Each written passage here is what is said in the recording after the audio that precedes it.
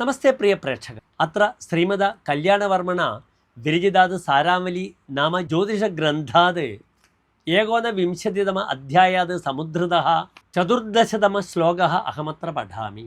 ഗുരുഭവനെ ഗുരുഹീനോ ഗുരുതൽപഗതോ വിനഷ്ടഗുരുഃ കർമ്മണി കർമ്മവിഹീനോ ലോകസർവൈഃ പ്രദൂഷകോ ഭവതി.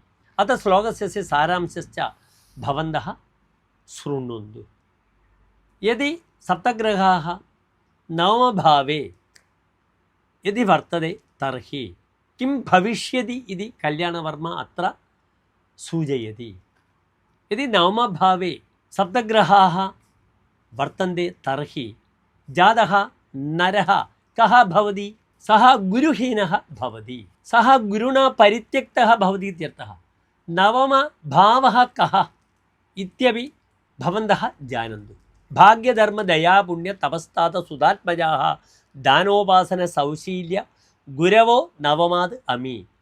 नवमभावदेव गुरुः पिता स्वस्य उपासना स्वस्य भाग्यं स्वस्य धर्मं च अवगन्तुं शक्यते.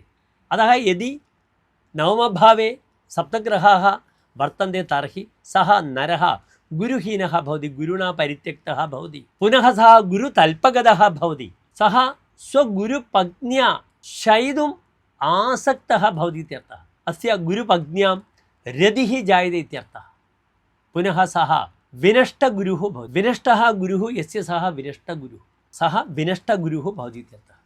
पुनः यदि सप्तग्रहाः कर्मभावे वर्तन्ते तर्हि सः कर्मरहितः भवति. अस्य स्वभृत्याः विनष्टभृत्याश्च भवन्ति. अस्य विनष्टाः तं परित्यजन्ति अथवा भृत्यानां विषये सः अत्यन्तं क्लेशानि सः अनुभवति इत्यर्थः. पुनः सः सर्वैः लोकैः प्रदूषकः भवति. सर्वे लोकाः येनं प्रकर्षेण दूषयति इत्यर्थः. अत्र योगः समीचीनयोगः न भवति. अतः नवमदशमभावे यदि सप्तग्रहाः वर्तन्ते तर्हि अस्मिन् योगे असमीचीनत्वमेव दरीदृश्यते. धन्यवादः.